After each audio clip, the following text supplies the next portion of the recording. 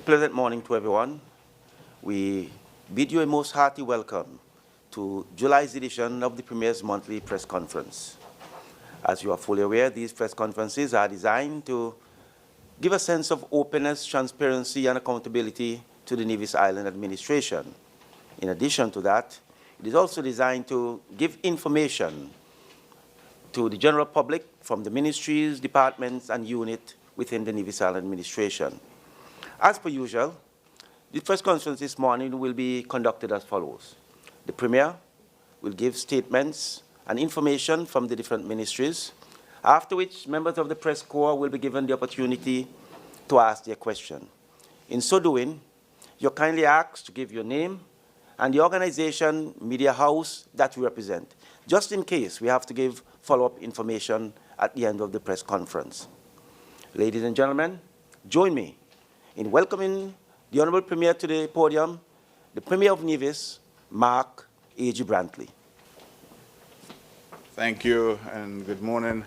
Good morning to the members of the press who are here, those individuals who are tuned in via the various media houses, and also, of course, those who are tuned in online. It is an absolute pleasure for me to be back here with you in this ongoing commitment to transparency and open government as we try to bring to you information that is pertinent each month about what is happening on the island of Nevis. I usually start by extending commendations where I can, and so let me start by commending Mrs. Kendi Williams. She has been selected as the 2025 Caribbean Bartender of the Year by Caribbean Journal magazine. Kendi is the first ever two-time winner in the history of those awards. And so I congratulate Kendi. We all know her well. And Kendi, if you're listening, please keep up the good work. You are making us, all of us proud. Let me also congratulate Ms. Shalicia Glassford. She has recently been appointed as the Nevis Tourism Authority's new Director of VIP and MICE services. And for those like me who wonder what MICE means, meetings, incentives, conferences, and exhibitions. The idea behind this appointment of Ms. Glassford is really to have an individual positioned within the Nevis Tourism Authority who takes care of the VIP guests and who also takes care of meetings, incentives, conferences, and exhibitions as we move forward. Let me take you, ladies and gentlemen, to some of the specific initiatives and some of the various ministries.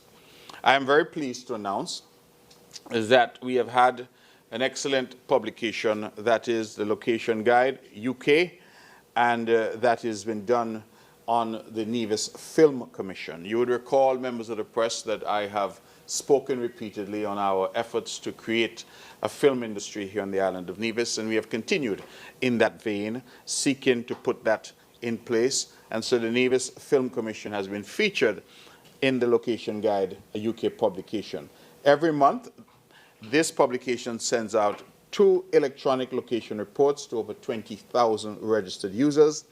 Their report offers insight into production on the latest commercials and films, as well as in-depth location reports and interviews with industry movers and shakers. Their report for 22nd July, today, features the Nevis Film Commission and appears on their website, www.thelocationguide.com, www.thelocationguide.com, and on their LinkedIn pages. Just an excerpt. Lights, Camera, Nevis, from Netflix films and Bravo episodes to locally made shorts like Pangel, Nevis is proving that stunning landscapes and authentic stories are production gold. With more than 100 locals trained and working on set, a growing talent database, and 2 new feature films on the way, the island is crafting a film future rooted in community and culture. We're not just telling Caribbean stories, we're telling our story from Nevis to the world. And so I think that that's a very promising piece. I would encourage all of you to have a read, and this again is an ongoing effort by this government to diversify the local economy. Let me take you quickly to the critical Ministry of Works. And I want to give you an update on the water drilling program that we have embarked upon. The Braziers Well was completed, so that's good news. That was done on July 4th we reached to a depth of 575 feet, and preparations are now underway for pump testing of this well, which will determine the safe quantity of water that can be extracted. So just so the members of the press and public understand that when we do the well, there's also a considerable degree of testing that is done to ensure that we're not extracting water at too rapid a rate. So they're doing the pump testing now, and of course they also check the quality of the water to make sure that that water is potable and consistent with World Health Organization standards. The drillers are currently off island. They are seeking to procure some more equipment. When they come back, they will resume drilling at Descents, which is in Gingerland. You will recall my report that we had started the drilling at Descents, but then we lost the drill bit in the well, and unfortunately could not get it out.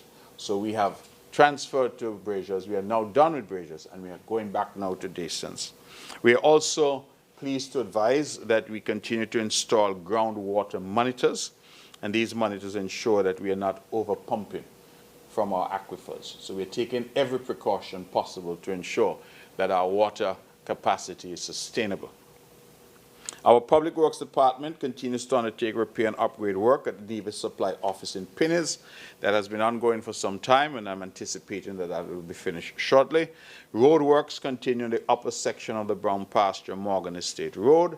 The first phase, which is the uppermost section of the road, is now complete, and backfilling behind the concrete will proceed once the concrete roadway is fully cured. Now, ladies and gentlemen, I shouldn't need to say this, but I'm going to say it, because reports have come that people are trying to drive on the road when it is not yet cured. And so I'm just asking our people, please be patient with us. The road has been a long time in the making. We are finally doing the road. Another couple of days to allow the concrete to cure is not going to kill anybody. So please just allow us to get to a point where we can deliver a first-rate, first-quality road to the people of the area and the wider Nevis. So I'm just asking our people. They put boulders there, I'm told, to prevent driving, and I'm told people are moving the boulders and driving on the road, which is not yet cured. So I'm appealing to our people just to be reasonable and sensible about matters like this. We are now wrapping up drainage and road rehabilitation work in Low Street. The final major work there was the milling and asphalting of the roadway from the old Paramount Cinema to Craddock Road Junction. That was completed on Monday, the 21st of July. Only some minor cosmetic concrete works and installation of metal grills needs to be executed to bring the works there to full completion. And then, for those of you who, like me, drive around to find out what's going on, the Island Main Road Rehabilitation and Resurfacing Project in Pinnis has attained practical completion. Some minor ancillary asphalting work will be completed this week, and we will also begin the process of staking out the points for the stripping of the roadway. If I can switch the attention to disaster management, as you know, we are now in the throes of the hurricane season. And we continue to do a number of things to prepare ourselves for the season, but also to prepare ourselves more generally to deal with disasters. One of the things that we've been doing is really to train our people in responses to disaster, and certainly to equip them with the tools that they need to save themselves in situations and also to save others. We have partnered with the World Academy of Safety and Health. They refer to as WASH. And what WASH has been doing is coming to us and offering certification in various areas of safety, particularly water safety, marine safety, etc. And the Nevis Disaster Management Department collaborated with WASH, and they hosted the water safety component of the broader summer safety camp program from July 7th to 12th, forgive me. This initiative formed part of ongoing efforts to promote safety awareness and preparedness among our island's youth. And this year there was an added feature, which is the cardiopulmonary resuscitation, or CPR training, an essential life-saving procedure, and that was done to personnel from government departments and private sector groups. Now, why are we doing this? We're doing this so that our people can have essential life-saving skills. We recognize that a disaster can happen at any time. Sometimes it's when it's least expected. You could be on the beach, you could be somewhere enjoying yourself, and something happens. So the more of our population have skills about CPR, how to respond in emergency situations. We recognize that we may not always have an immediate access to emergency personnel. So we're trying to mainstream this training to ensure that as many of our people as possible have access to things like CPR and training like that, and most importantly, are certified to do so. So we're exposing government departments, we're exposing our youth, we're exposing the entire population as much as we can. Let me move then to the Prime Minister's annual simulation exercise that was conducted between 16th and 18th of July. Part of its preparedness activities for the 2025 Atlantic hurricane season, the National Emergency Management Agency, NEMA, and the Nevis Disaster Management Department conducted a hurricane simulation exercise from July 16th to 18th. The exercise involved the activation of emergency operations centers at both the national and local levels to respond to simulated impacts and challenges caused by Category 5 Hurricane Sophia. I know sometimes people say these exercises are a bit dramatic, but the whole idea really is to test our readiness. Participants would have included representatives from government ministries, emergency response agencies, NGOs, and community volunteers. I'm also pleased to report that the island of Nevis, through the Nevis Disaster Management Department, recently participated in the Sophia Hills Volcano Conference held in Montserrat. This was a special event commemorating the sad events of some 30 years ago when the volcano in Montserrat at the Sophia Hills erupted. During the event, it was noted that Nevis, and I want to highlight this, members of the press, during the event it was noted that Nevis is particularly vulnerable to volcanic hazards due to the presence of the Nevis Peak Central Mountain Range. In the unlikely event of an eruption in Nevis, a full evacuation of the island would be necessary because, of course, as we know, Nevis Peak lies in the middle of the island. So we don't have a safe zone here, as they were able to do in Montserrat. In response, our disaster management department is actively working to enhance preparedness and response capabilities. Currently, we have 4 seismic sensors installed across the island to continuously monitor seismic activity, forming a critical part of our early warning system. I'm told, ladies and gentlemen, that we are in the midst of a heat wave, and that July and August, as we celebrate Cultural and we have various summer festivals, they've asked me to ask you to be conscious and to try and be safe. And the Nevis Disaster Management Department, in collaboration with the Ministry of Education, the Mort Cross Preparatory School, the Shiloh Baptist Church. So we have a coming together of various organizations. We are promoting heat safety to help protect our communities and revelers from the dangers of excessive heat. So we're being told to avoid peak sun hours, try to stay out of direct sunlight, seek shade or stay indoors in air-conditioned or well-ventilated spaces, stay hydrated, drink lots of water, even if you don't feel thirsty. They're asking you to drink water. Avoid too much alcohol, caffeinated or sugary drinks because they can dehydrate you. And they're suggesting that you dress smart. Wear light-colored, loose-fitting, and breathable clothing, wide-brim hats, and UV protective sunglasses, and apply sunscreen. Yes, black people need sunscreen too. So apply sunscreen where possible. They also have asked us to know the signs of heat illness: heat exhaustion, heavy sweating, weakness, dizziness, nausea, heat stroke, which is a medical emergency, high body temperature, confusion, unconsciousness. And if symptoms appear, please move to a cool place, hydrate, and seek medical help. We are also, of course, requesting that we check on our children and on elderly and those with chronic diseases. And let us not forget our pets. We need to provide shade and fresh water for our pets. And if you're walking your pets, please walk them in the cooler portions of the day and avoid hot pavements because the paws for the pets can burn during that heat wave. So please, we're asking for everybody to be careful and everybody to be safe. Let me turn to the Ministry of Health, Gender and Social Development.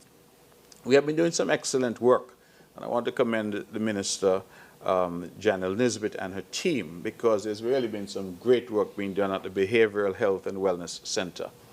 As you know, some time ago, we went through an entire rebranding exercise for behavioral health, mental health, and we rebranded, and we have a facility that we refurbished at Prospect that is the primary home now for our Behavioral Health and Wellness Center. We want to extend thanks to Dr. Brenda Rollman, Dean of the Medical University of the Americas. She promised and made a generous donation of a stand mixer on July 10th to the center. That donation is an invaluable asset to the center's occupational therapy program. The stand mixer will allow clients to engage in a wider range of therapeutic activities, helping them develop essential fine motor skills and coordination in a practical and enjoyable way. As part of the Mental Health Service Enhancement Project, SEED instructor Macmillan Coffey facilitated a focused training session on Tuesday, 15 July, on the destigmatization of mental health. The session aimed to raise awareness, foster empathy, and equip participants with practical strategies to challenge stigma surrounding mental health. A total of 25 persons from both islands participated. On Thursday, 17 July, Mr. Coffey helped to facilitate a mental health care professionals training workshop on the management of schizophrenia at NEMA in St. Kitts with 2 other SEED instructors. The goal of that training was to strengthen the capacity of local healthcare professionals in identifying and managing mental health conditions so patients can receive timely care. Mr. Coffey is one of 3 SEED instructors who participated in a 5-week capacity building program in Taiwan, designed to strengthen mental health services and community outreach within the Federation of St. Kitts and Nevis. As part of ongoing support, we have 2 consultants from the Taiwan Veterans General Hospital, Dr. Jia Shung Zheng, child and adolescent psychiatrist, and Dr. Chi Ming Chen, geriatric psychiatrist. They were both in country to assess the SEED instructors and provide technical guidance as the project moves into its next phase. Let me take the opportunity to thank, again, our brothers, friends, the Republic of China, Taiwan, who continue to be of tremendous assistance. And let me take this opportunity, members of the press, to wish our ambassador from Taiwan to St. Kitts and Nevis, his ambassador Michael Lin. He has just departed the Federation. His tenure has come to an end. And so we wish him all the very best in his future endeavors. He was a tremendous friend and asset to St. Kitts and Nevis. And I've checked. He has returned safely to Taipei. He's already hard at work there. But I would want to record this government's sincerest appreciation to him for his 7 years of service in the vineyard of democracy and diplomacy. And he has done an excellent job, and we are truly grateful to him for all that he has done and all that his government continues to do. In that vein, I should tell you that we have just received quite a donation from the ICDF, which is a Taiwan's agency for development, and they have donated these goods to the Behavioral Health and Wellness Center. The donation included sewing machines, board and memory games, treadmill and exercise bike, all of which will host the center's ongoing work in improving mental health outcomes by providing practical tools to aid clients in skill development and overall wellness. The Pan American Health Organization, PAHO, will be conducting an in-country mission next week, July 14th to 16th, well, I suppose it's the past week. The goal of that mission is to organize implementation of the multi-country pandemic fund project in St. Kitts and Nevis. It's a joint project involving Food and Agricultural Organization, FAO. Now, as we gear up for an exciting summer filled with festivals, from the St. Kitts Music Festival to the Mango Festival, Culturama 51 and more, let's remember to look out for each other. There's a new COVID variant, NB181A virus, that is circulating in some parts of the world with increased travel and tourism. We must stay alert and safeguard our communities. Here's how you can help yourself and others keep safe. Wash your hands regularly with soap and clean water. Cover your coughs and sneezes. Disinfect frequently touched surfaces, and most importantly, stay home if you're feeling unwell. If you work for government, get a doctor's certificate before you stay home. Drink responsibly if you must drink. Stay hydrated and take breaks from the heat. Together we can have a safe, healthy, and fun-filled summer. Let me move to social empowerment. On July 17th, the Ministry of Social Empowerment and Social Services hosted an entrepreneurial workshop for clients enrolled in the Rise and Lift programs. The workshop was designed to equip participants, many of whom come from low-income households, with the knowledge, resources, and motivation needed to start their own small businesses. The initiative is in line with the ministry's commitment to strengthening livelihoods and promoting self-sufficiency. It also directly supports the RISE program's empowerment goals and the LIFT program's case management framework, which aim to improve the long-term prospects of families and individuals in Nevis. I want to just pause here to say that these programs in Nevis are being administered in a way that is intended not to be a handout, but to be a hand up. We recognize that there are people in the community who require assistance, but the intention is not to get people dependent on government or dependent on these programs, but rather to equip them with the tools, the skill sets, the training that they need so that they can take care of themselves. So we're not giving anybody a fish. We're trying to teach people how to fish. I'm sure you've heard that expression time and time again. A total of 22 persons would have attended the workshop, and I'm told that they left feeling inspired, empowered, and better prepared to take the next step toward entrepreneurship. The Seniors Division, one of, I would think, the better programs we have seen not only in Nevis but across the Caribbean. We are having our Seniors Garden competition, and there are 35 seniors registered in that competition. During the month of July, the Department of Agriculture will do assessments, and the judging will be later in July. I should say I feel very proud that most of the registrants are from the parish of St. John's. There's also a Senior Night of Poem that was held on June 10th at the MGR Park. On this night, homage was paid to 2 local poets who wrote books of poems. 12 seniors recited poems from pieces from the Book of Reflections written by Mrs. Ermelita Elliott, and from God's Thoughts, a book written by Shirley Wrigley, a Nevisian residing in St. Martin. Other local poets did pieces: Honorable Janelle Nisbet, the minister, Remy Gums, and Vanessa Webb, and others. Camp Refresh, the Department of Community Development, is currently hosting Camp Refresh under the theme Oceans Explorers. This camp started on July 14th at both the Jessops Community Center and Pond Hill Community Center. The last day, July 26th, when there will be a closing ceremony and exhibition. The 2-week camp welcomed children aged 5 to 16, offering a dynamic blend of education, creativity, and recreation.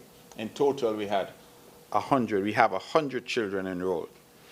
I want to point out, members of the press, that Camp Refresh is more than just summer fun. It's a platform designed to foster personal growth and a sense of community spirit. They do field trips, they do various active engagements, and so I want to commend them. And yet again, you see, members of the press, I went from talking about our seniors to talking about our youth in youth camps for the summer. We are trying to take care of everybody on this island. I'm talking about Rise and Lift. Those are programs designed for those who need a hand up. We're taking care of those as well.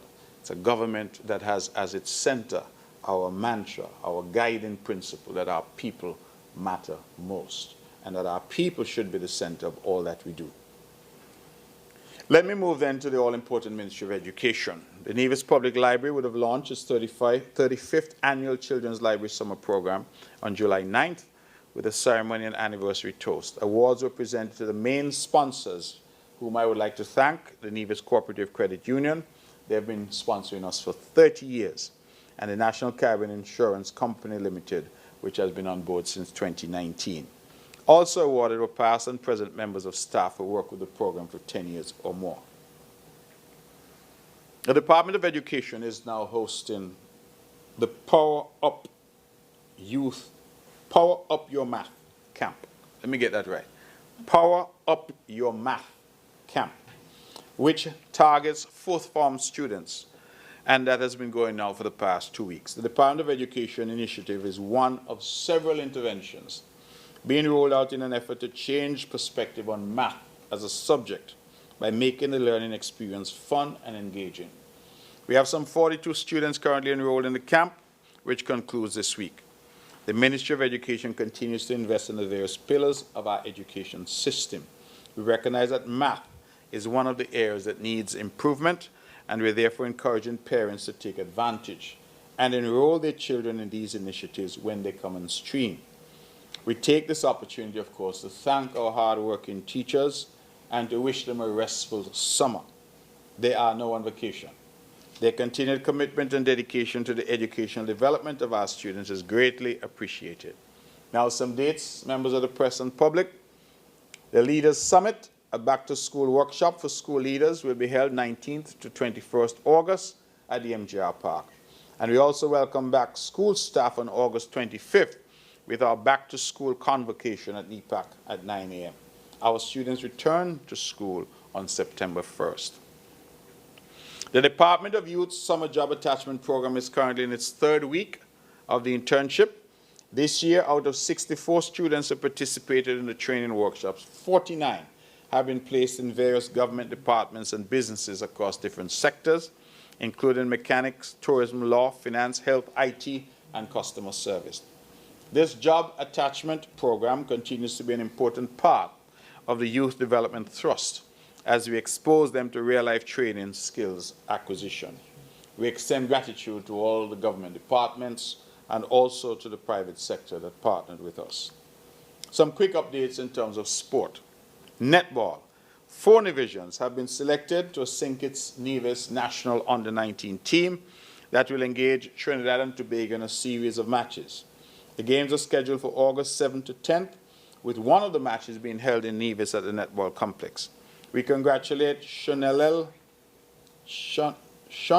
Freeman, Noella Maynard, Aliyah Hendricks, and Kezia Phillip on their selection to the Under-19 National Netball team.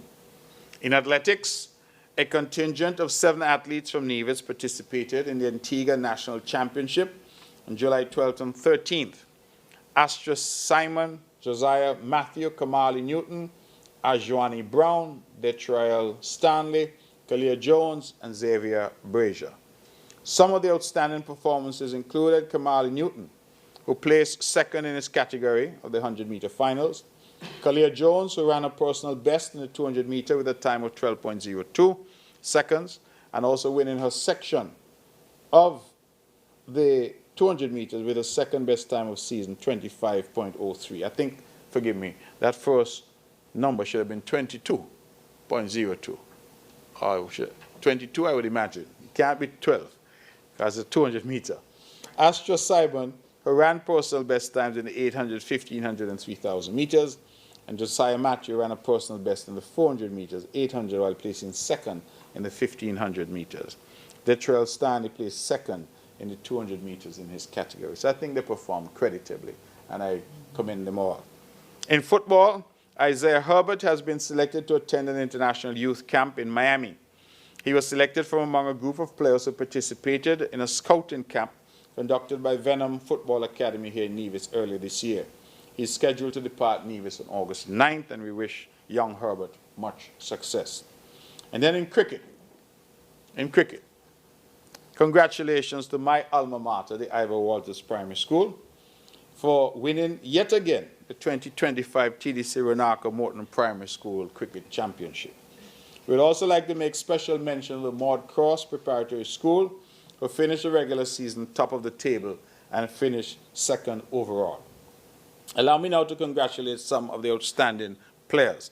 Top female player was Demoya Laji, St. James Primary.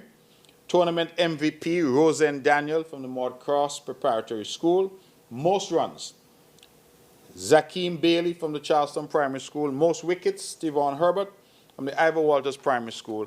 Best bowling figures, Naikaidre Newton from the Charleston Primary School. And the finals player of the game, Tivon Herbert from the Ivor Walters Primary School.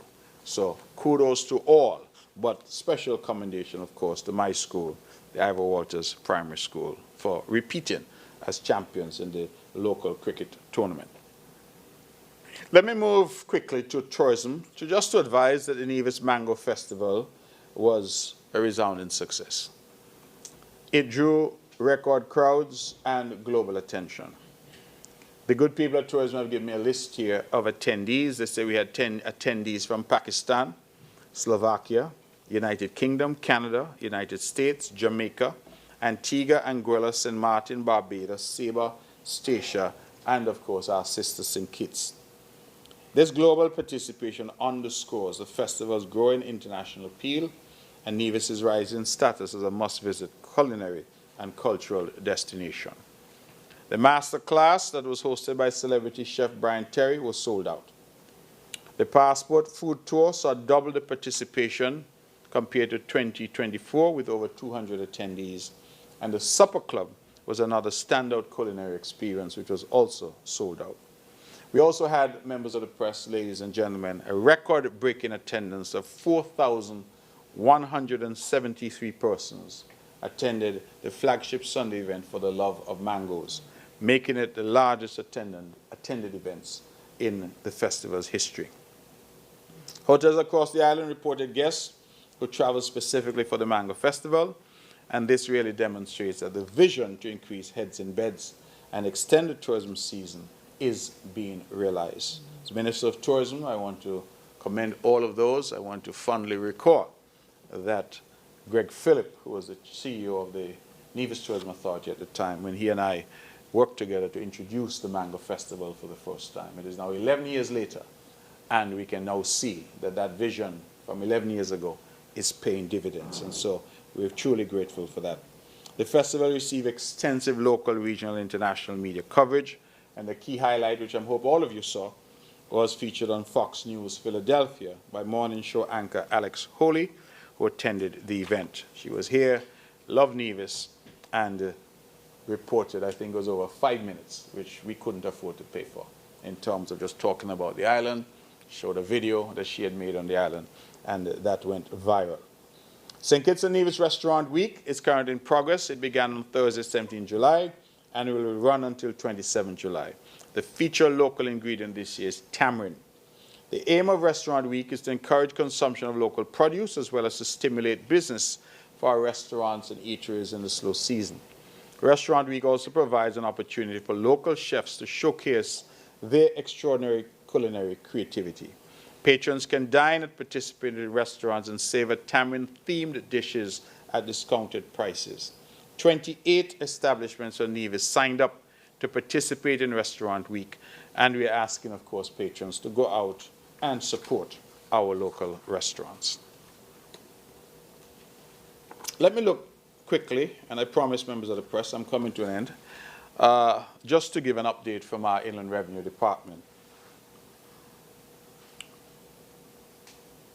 Our legislation, as it relates to property tax, stipulates that property re-evaluations should be conducted every 5 years. That's what the law provides. But the last valuation done in Nevis was not adhering to that. In fact, the last valuation that we did was in 2008. 2008 until now is how many years? A lot, right?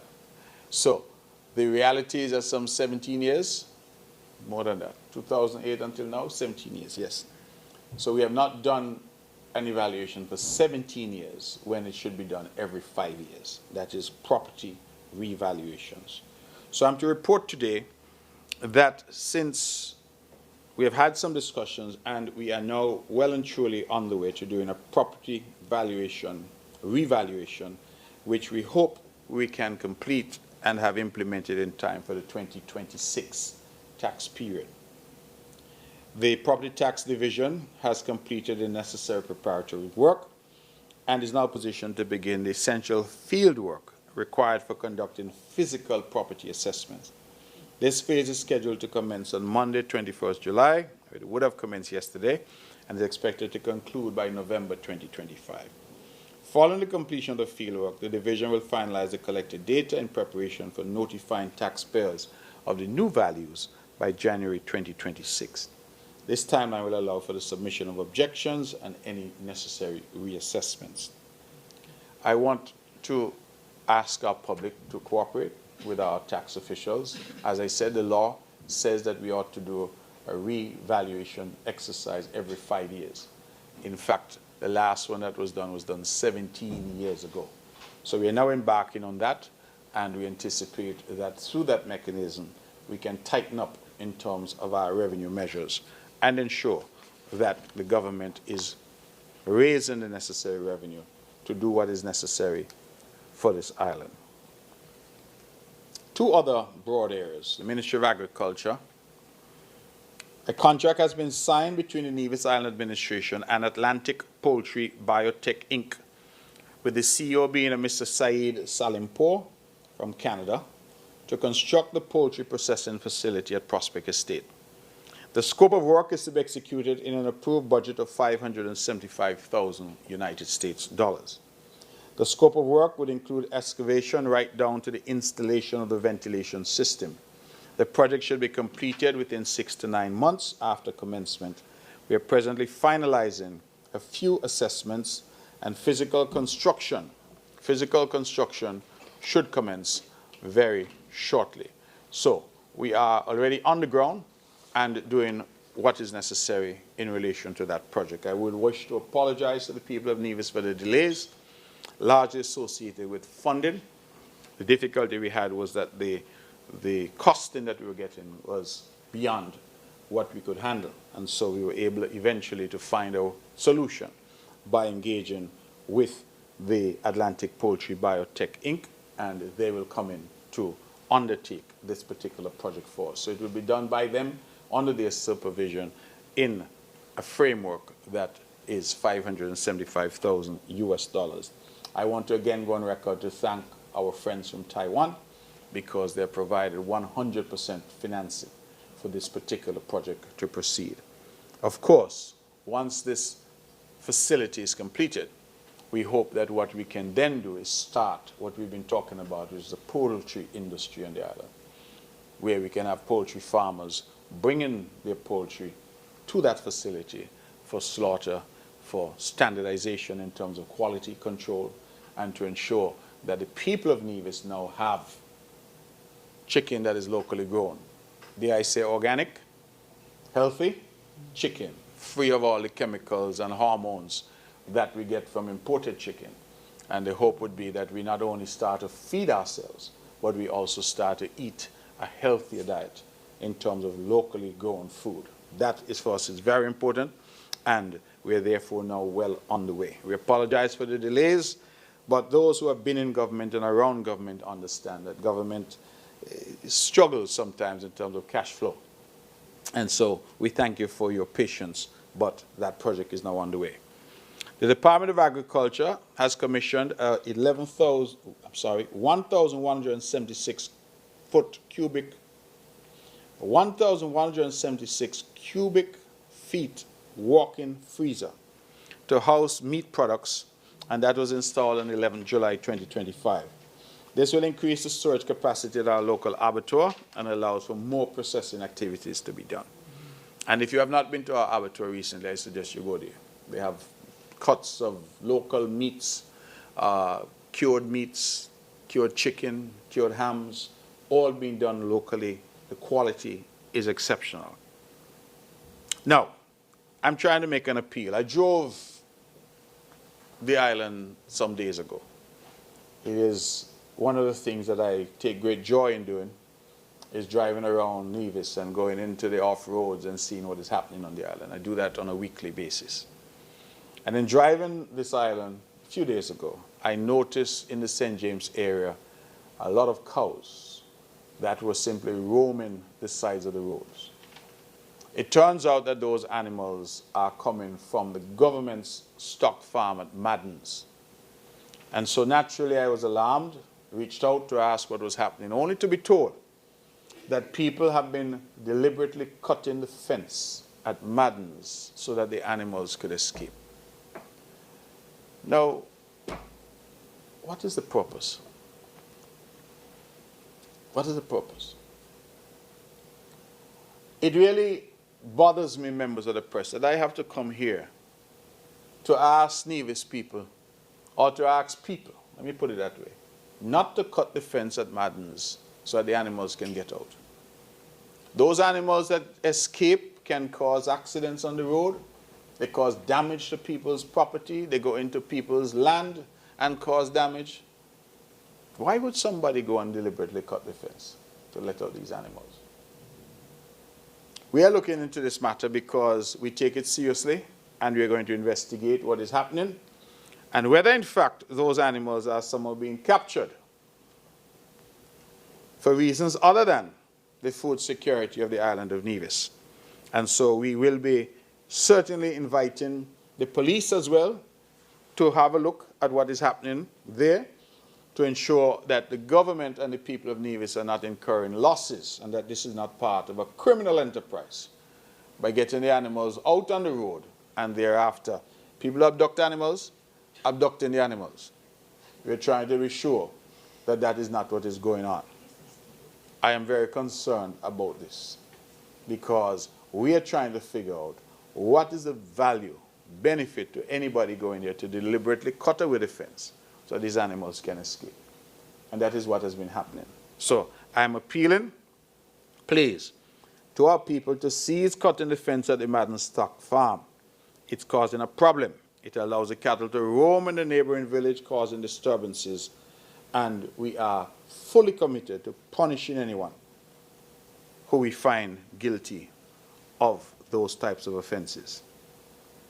A consultant from the OECS Secretariat, Mr. Floyd Homer, will be visiting Nevis from the 27th to 29th July to assist with the OECS beekeeping policy, the management of beekeeping and other advancements in the apiary industry.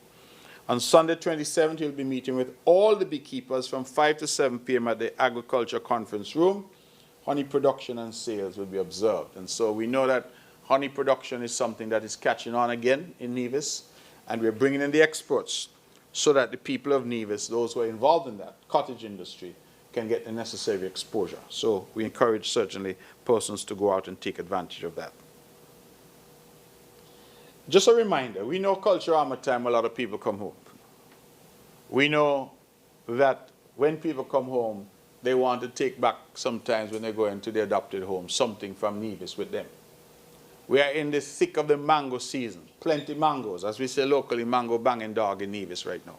Plenty mangoes available. The Department of Agriculture has asked me to remind all of you that the quarantine division is saying that if you want to take agricultural produce out of the country, please bring all of your produce items to be inspected before the phytosanitary certificate can be issued. This would reduce pest and disease transmission, therefore ensuring import regulations are met. So if you want to take some mangoes back to America, to USVI, to BVI, wherever, make sure you carry the mangoes by agriculture. I went there the other day, it's only $5 they charge me to get a phytosanitary certificate. And you get that certificate, which will then ease your way out. And that, I think, same applies to things like fish and all of that. If you're taking raw fish out, even though it's frozen, you're asked to go and Maritime Division, get the necessary inspections done so that you're able to avoid any difficulties in getting your goods back in America or in England or wherever you're taking them.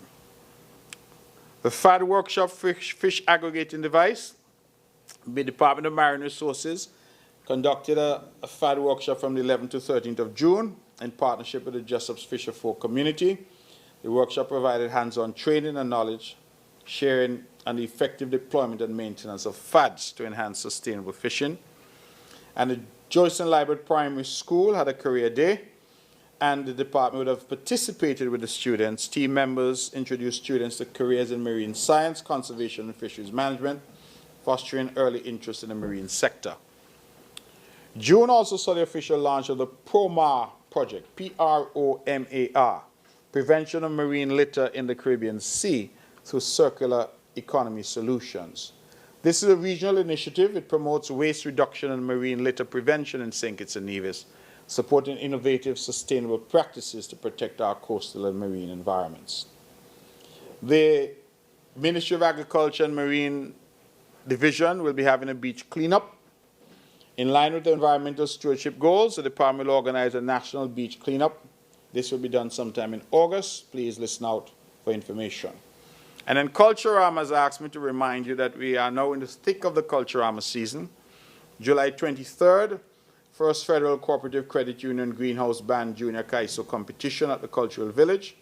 July 24th, the official opening of Culturama 51, which will be at the NEDAX Cultural Complex at 7 p.m.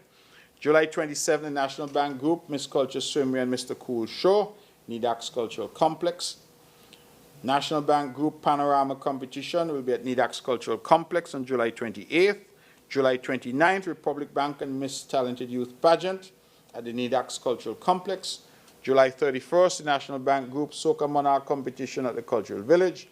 August 1st, the TDC Calypso Finals at the NEDAX Cultural Complex. You can, of course, check out the full calendar of activities, which is on the Culturama website and also on the Culturama's Facebook page.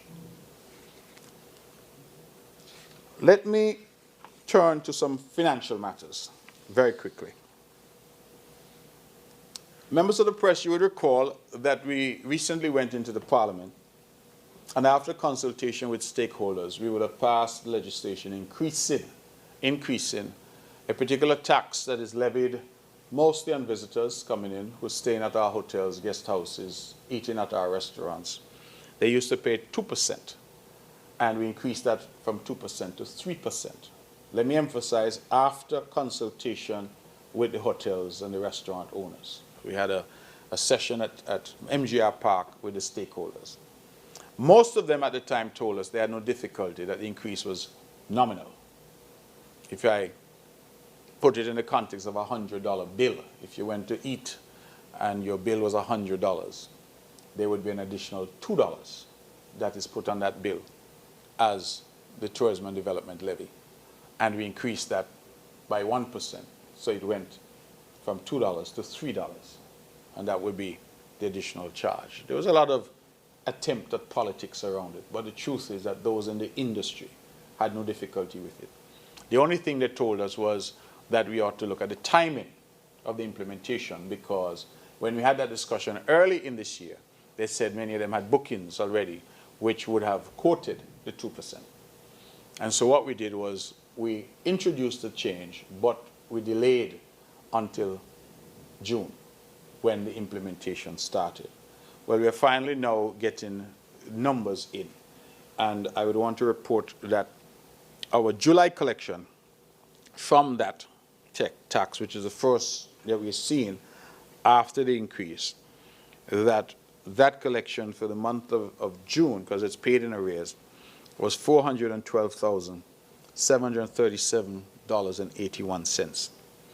Now, why is that number important? That number is important because when compared to our July collections from last year, 2024, we collected $251,056.49. And when compared to our collections in 2023, we collected $211,198.58. And so collecting this year $412,737.81 represents a 95.4% increase over the same period in 2023 and a 64.4% increase over the period in 2024. That, of course, is in part due to the 1% additional, but it's also due to very high occupancy. In fact, I'm advised that as recently as last weekend, our flagship before season was 100% occupancy. So we're still seeing significant traffic, even though we are in what is traditionally seen as a low season. And so it means that the post-COVID recovery has continued to be quite strong.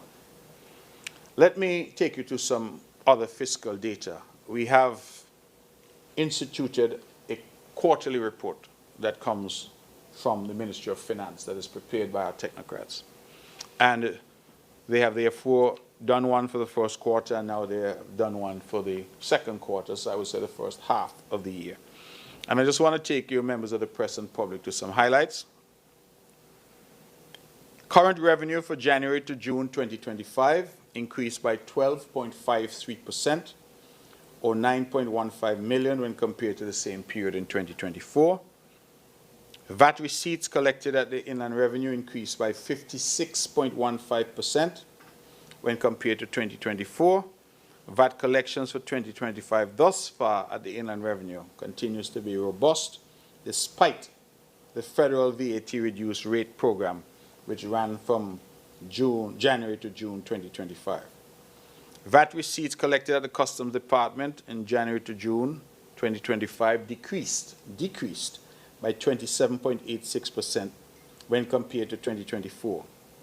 Total VAT collected, however, for the period January to June 2025 amounted to some $22.68 million, which is an increase overall of 17.77% when compared to 2024. Again, these are highlights. Tax revenue for January to June 2025 is significantly higher than that generated in 2024. Growth in tax revenue for this period was supported by better than expected results for VAT tax receipts at the IRD, property tax receipts, and social services levy. Now, I think the people of Nevis would understand that we do not have the comfort, as our brothers and sisters in St. Kitts do, of having a torrent of CBI money flowing into the economy. We get a fixed amount monthly, and that is all that we get. St. Kitts, if that amount in terms of overall income is extremely high, then they have these buffers that non-tax revenue provides. The indication then of an increase in tax revenue receipts in Nevis is really a good indication of how our local economy is performing. Put differently, this is not being diluted by any flows of revenue that are coming from other sources. So when we say that tax revenues are up in Nevis, it really means that there's more activity in the local economy. VAT, the TDL, the Tourism and Development Levy, there's more activity.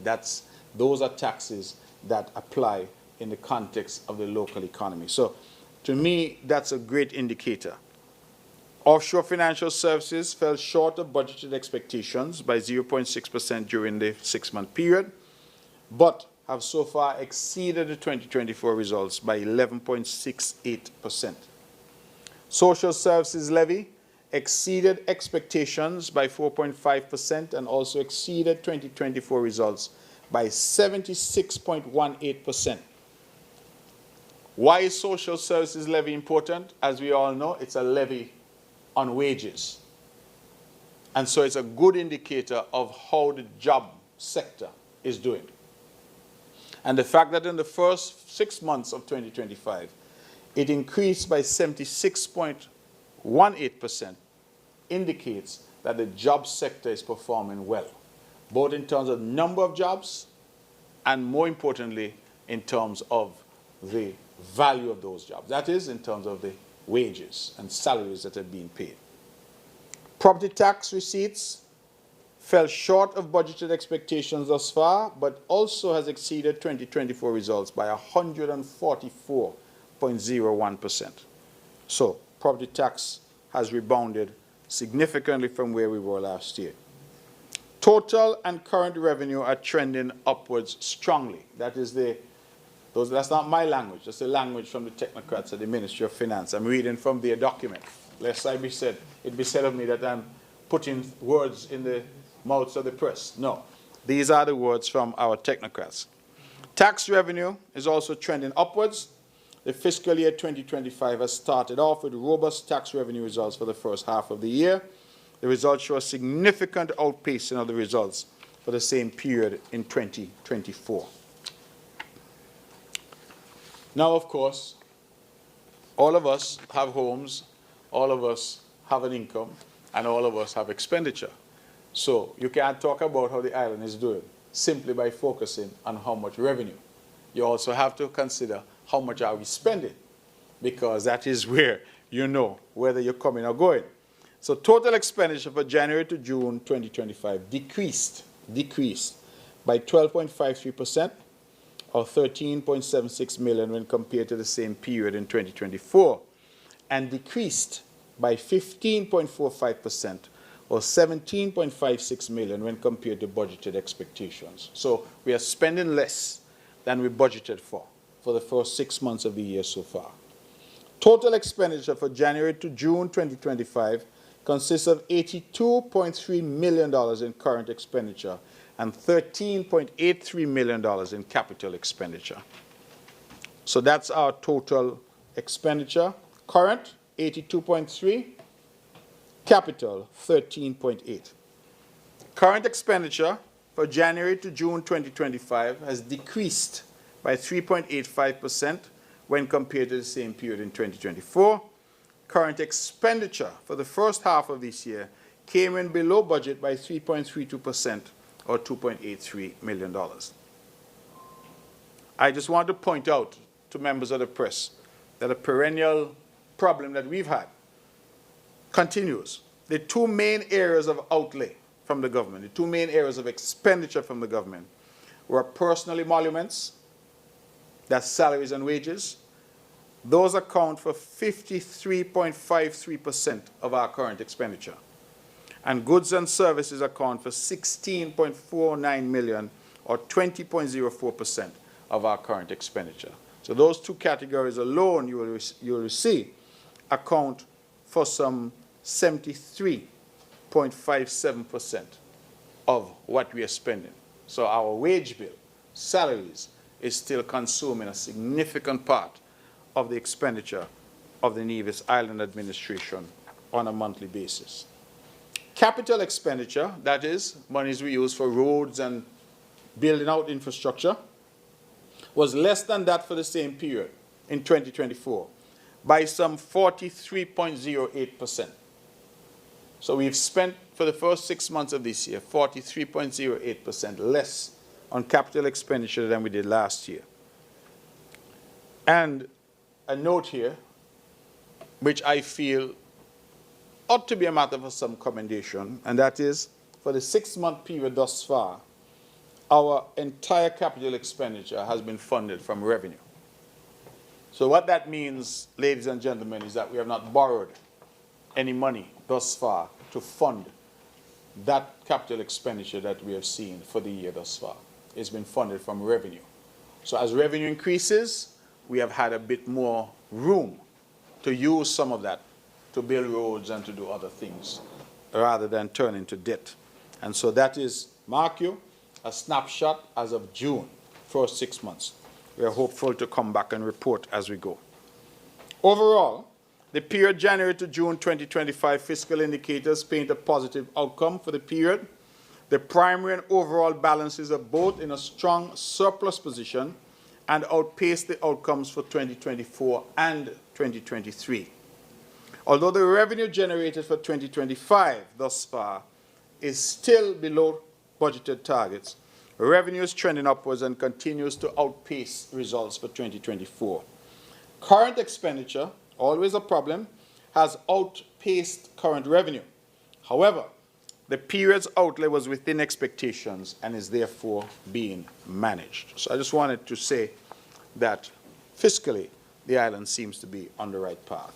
Let me, as I end, make one comment about the fair share report. I think that's what is being referred to nowadays. And to say that I have come and I've been asked by members of the press on a monthly basis, what's happening, what's happening, what's happening. I'm here to tell you that the Cabinet has had 2 sessions where we have looked at this report. We are now awaiting the final submission from the Ministry of Finance that is looking at the numbers very carefully. We will compile our observations and engage with the federal government in St. Kitts on the matter. I can tell you that the World Bank report that has been shared with us gave, I think it was 4 scenarios for revenue sharing going forward, and did not basically say which scenario they preferred, although there was one that we think, based on the language they use, clearly they are recommending. We have looked at those scenarios. I believe there's been consensus in the Nevis cabinet as to which would be the preferred scenario. But our concern about this particular report is that it's twofold. One, that the numbers that the report uses, we are unsure as to where those numbers come from. So there are some numbers that the report speaks to in terms of how much Nevis has received, for example, from CBI over the years, which doesn't match the numbers that we have in terms of what we have in fact received. So we don't know who provided those numbers. And the second thing is that we are also unsure that the overall numbers for CBI as reflected in this report are in fact correct. We have the further difficulty, as I would say difficulty number 2, in that some of the proposed deductions for purposes of calculating what is left for a fair share arrangement, that those were not set out with sufficient particularity. So they just say, for example, national obligations. What those national obligations are, we are not quite sure because they were not set out with a level of specificity. So we have, of course, the high-level summary. We will be engaging in terms of drilling down into the numbers. That is why it has taken some time. I know that the public has been anxious. The people of Nevis have been anxious. But we are, I think, now making good progress, and we would hope to have that final report. I know that as of yesterday, that report was being finalized. I did not, however, get it in time for today. But I can say that the cabinet of the NIA has had 2 sessions on this matter, and we have come to some concluded views that we hope to share with the federal government to try now to move this process forward. So I would want to thank members of the press and public for your patience thus far, and to ask you to be patient with us a little bit longer, because we would want to do this properly. And I don't think that the appropriate approach to a negotiation is to do so via the public airwaves. I think that we need to sit down as mature leaders, discuss what has been provided, discuss the numbers and what the accurate numbers ought to be, get better particularity and clarification as to some of the numbers, as I mentioned, national obligations, what is that, how much is that, what does that mean, and thereafter we can come to the public with a considered view and consensus, we hope, as to what we can do going forward. So I just wanted to end on that note because I anticipate that somebody was going to ask me about it. And so I decided, let me mention it before I'm asked about it. I see one of my good friends from the press, from Vaughan, laughing because she had it as a #1 question. So you have given me, I'm preempting and giving you the answer in advance. All right, so I'll leave matters there and take your questions. Thank you very much for your patience. Government receive any proposals from the private sector for the development of a similar facility?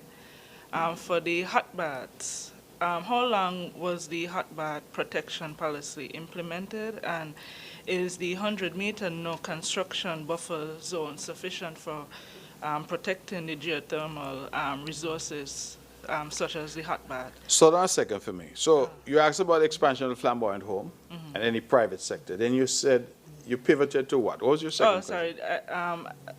You're going really fast, and I'm trying to take a note, right? Yeah, for the hot baths. I wanted to know how long was the hot bath protection policy implemented, and is the 100-meter no construction buffer zone sufficient for protecting the geothermal resources? And as it relates to the Alexandra Hospital, what factors should be considered when establishing a realistic time frame for the completion of the project, and what challenges do you see that can affect the completion timeline? And I know for last month's press conference, you touched on the airport expansion project. In a recent town hall meeting, you mentioned that the payment for the landowners would commence as of last week. I just wanted to know if payments have started, and also you mentioned there were a few issues that needed to be looked into by planning, and is there any update on that? Okay. Thank you. Thank you very much.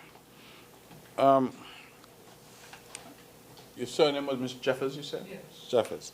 So the expansion of the flamboyant home, we have no plans currently to expand the flamboyant home. Matter of fact, it has been certainly my position as Premier of Nevis that we ought to encourage private sector investment in that type of senior care facility, and that the government, which had assumed the responsibility, remember that home, similar to the one that exists in St. Kitts, a government one, was initially intended to be a place for indigent seniors, people who could not afford. But Nevis took the step forward to modernize and to provide senior care for individuals who also could afford. In fact, there's a fee attached to it. And people will get a sort of unit in the home that basically becomes their home in their senior years. So provide them with dignity and care during the winter of their years. The difficulty, however, is that because I think we lifted the standard, more and more people started to say, well, let me put my elderly and seniors into that. And so we started to have difficulties in terms of just being able to accommodate. Right now, I'm told there's an extensive waiting list for people to get in. So we have been talking to various persons to encourage private sector investment. I think in St. Kitts you have the Grange, it's called, which is a private sector initiative, and that is something that we would want to encourage on Nevis as well. We have seen a few proposals in that regard, but as we continue to encourage members of the Nevisian and Kittitian diaspora, who many of whom have done very well and want to invest at home, that's an area we think that is ripe for investment. We have another home which is run by the Anglican Church, I think, at the St. George's and St. John's home. But truth be told, the flamboyant home cannot accommodate anyone else. And if you have seen, as I have seen, a recent report on the Caribbean, it suggests that across the Caribbean our populations are aging. So this is a demand that we can see well into the future. And that demand goes beyond everyday care. Some people have no difficulty with having their elderly relatives live with them. But because they have to go to work and they have to do all that, there's also an opportunity for daycare. Meaning, can I drop off my elderly relative and pick them up in the evening when I'm leaving to go back home, right? Because I want to take care of them, it's just that I have to go to work during the day. And I don't want them left at home on their own. So there's also that option of daycare. So there are a number of opportunities, I think, business opportunities. I'm hopeful that the private sector will respond. As I said, I've seen one such proposal, and I'm hopeful that that comes to fruition. The hot baths, the protection policy, we are clearly trying our very best to preserve what we have. The 100-meter no construction zone, you ask me if it's enough, I don't know. That is what has been suggested by the experts, and so we are optimistic that that in fact will work and that we'll be able to move forward with our geothermal exploration, harnessing it for the benefit of our people, but also not doing any damage to the natural environment. The Alexandria Hospital completion, we were supposed to have the very final report from our colleagues in Taiwan. That should have come last week. I saw a note just yesterday where they asked for an extension of 1 week, 7 days, to provide that, and so we hope to have that within the coming week. And once we have that, it's just a question then of mobilizing the resources to get that done. We have committed to restarting that project this year. We're still on that same path. So I'm optimistic that we can get there. And once we restart it, the intention is to proceed to completion. Airport expansion payments, have they started? I'm told as of yesterday that the payments have not actually been paid out yet. We have funds to pay out, but there was some technical issues. Like I'm told that there's, for example, some surveys that needed just to be verified before the actual payment was done. So I would expect that any minute now that will be finalized. So before the delay was that we did not have the funds in hand. We now have the funds in hand. It's just now to get that survey process completed so that we can pay out. Planning issues with the airport, we are working closely with planning. I think the issue that we saw initially had to do with the road, the new road, because the Island Main Road is going to change, and planning had some concerns. I'm told the consultants have addressed those concerns. And so we expect, planning is a dynamic process, so we expect that the good people at planning will continue to raise issues and have those issues resolved as we move forward.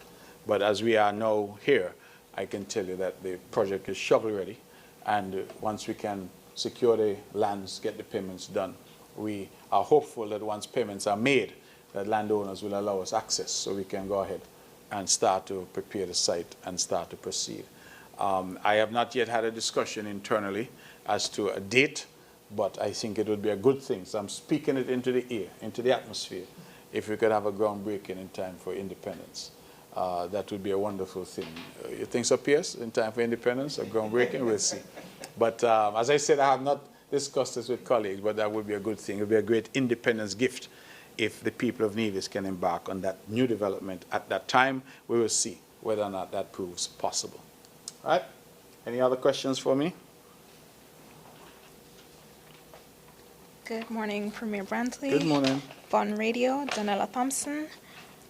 Can an update be provided on the Charlestown Police Station, the work that is ongoing there?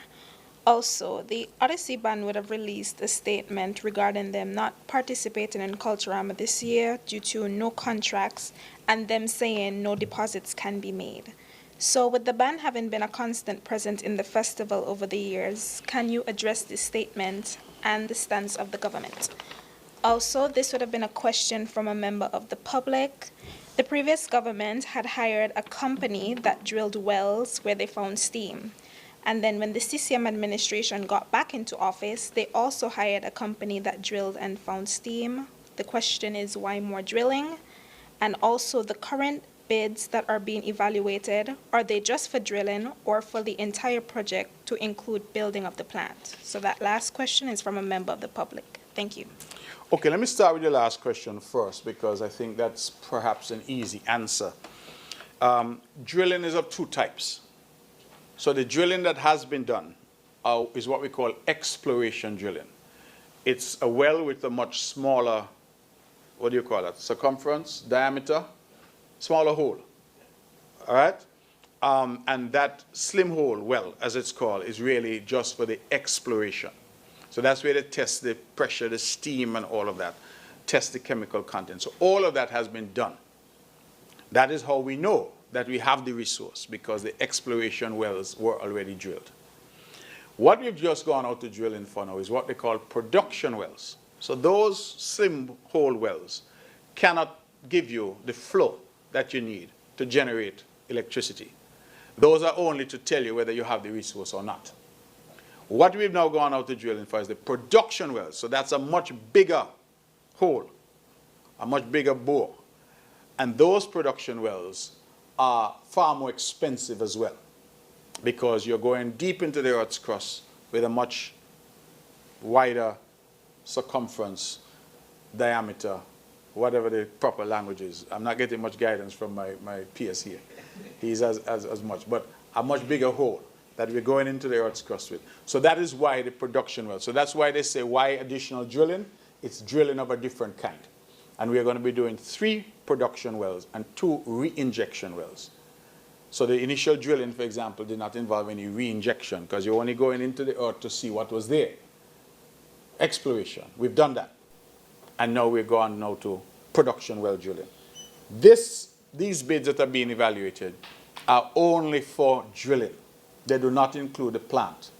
NEVLEC is now completing the necessary documentation for us to go to market on the plant construction. So what we hope to do is to do them in parallel. While the drilling is going on, we are speaking to the market to get investors to do the plant side. I think that the understanding that I have got from the experts is that the most precarious part of this is the drilling. That's the riskier part. And so that is why we have sought to de-risk the project by doing it in stages or phases.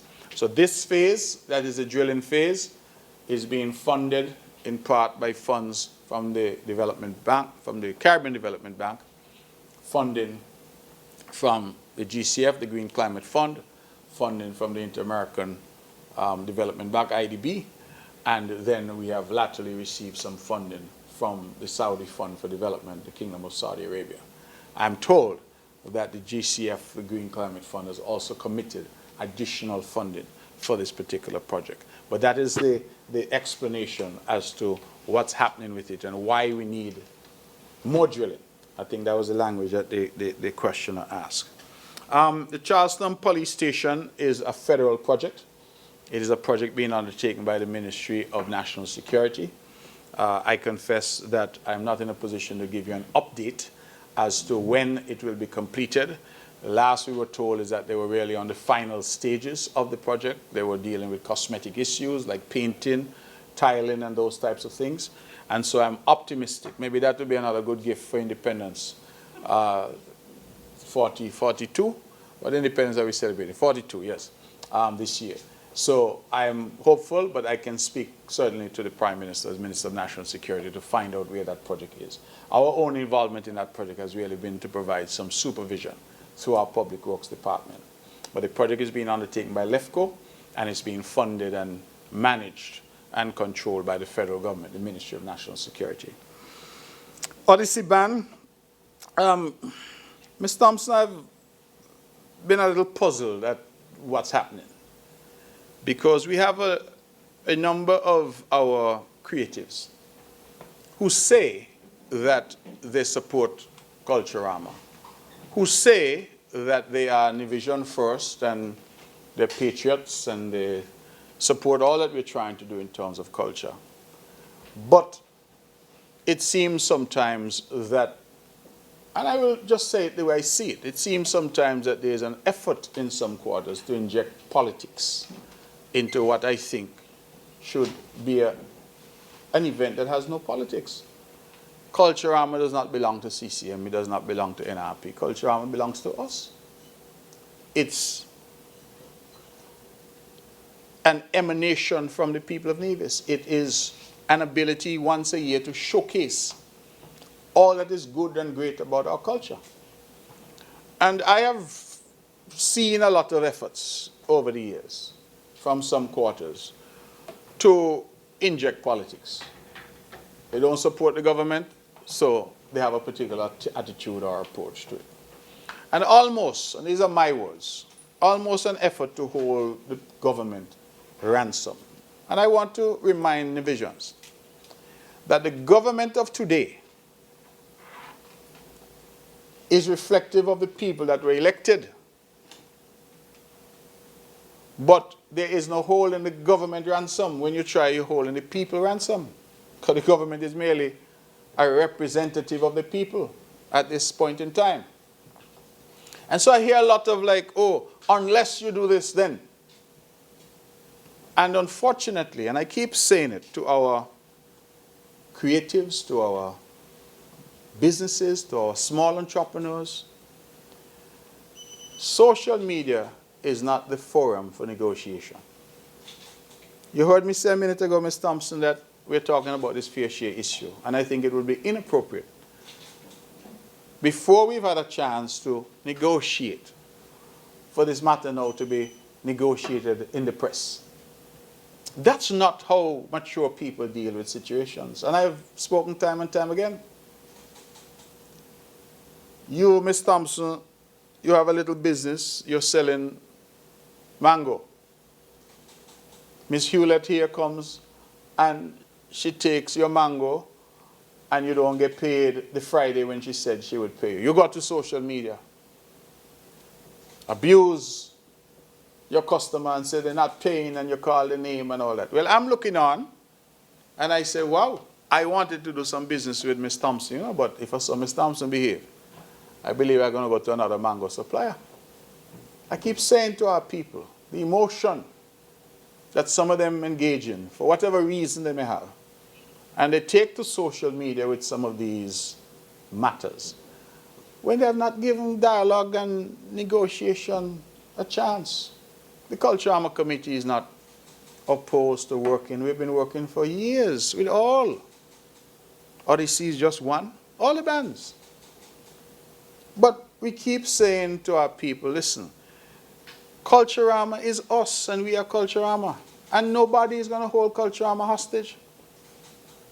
Nobody's going to say to us, oh, if I don't get what I want, I'm taking up my bat and I'm going home. This reminds me when I was a youngster, whoever had the bat. They get out, first ball them, and they knock down the stump, they take up the bat, put it under the arm, and they gone home. Cricket game mash up. There's some who seem to be of a view that we will withhold our services. But I'm saying to spite who? At the end of the day, to spite who? To make a big statement? To say that you're boycotting, when you boycott Culturama, who are you boycotting? You know who you're boycotting? Yourself? That's who you're boycotting, you know? You're boycotting the biggest stage that's available in the island of Nevis for you to showcase your talent, for you to win fans, for you to produce music, for you to produce dance, for you to produce food. Whatever it is your talent is, Culturama is intended to allow you to showcase your talent. So when you decide to take up your bat and go home, who ultimately is losing out? Now you ask this question specifically about Odyssey. Odyssey may have some fans out there. Who is Odyssey playing their music for? Mark Brantley? Eric Evelyn? CCM? Odyssey should be playing their music for their fans. And therefore, when you take up your bat and you say you're going home, because you're not getting the money that you think you should get, or you're not getting the money in the time that you think you should get it, it's your fans ultimately who are being deprived, who want to hear you, want to jam with you for Juve. And you tell them, no, I'm not doing anything because I didn't get whatever it was I wanted.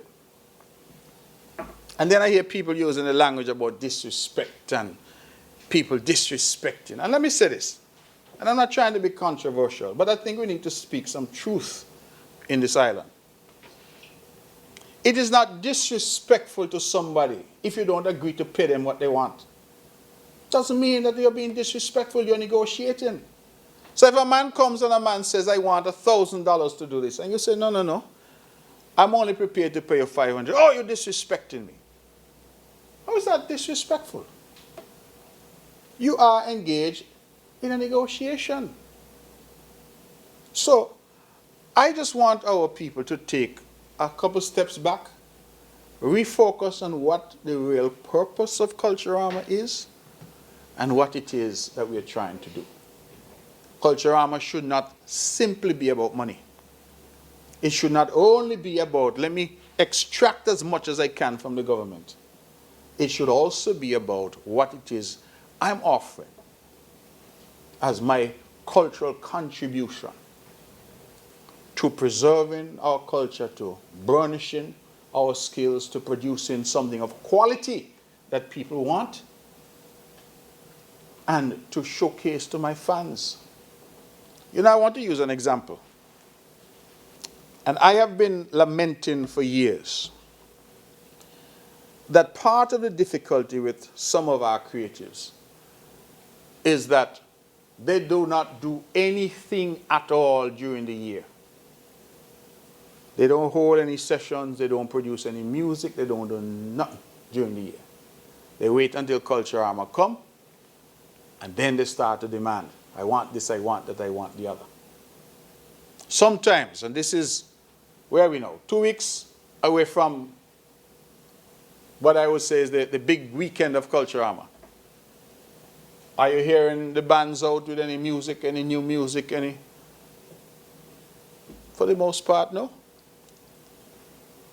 But when Culturama comes around, people suddenly show up and say, here I am, here I am. I know I'm demanding this and demanding that. You say, but what is the music that you've been producing all year? What sessions have you been having to bring your fans around? And I'm reminded, I think that all of us here are familiar with a band called Burning Flames out of Antigua. And I'm told the story that when Burning Flames started out, they used to go and play at a place called Jampan in Antigua. And they used to go and play for free. They build a vibe. They build a following.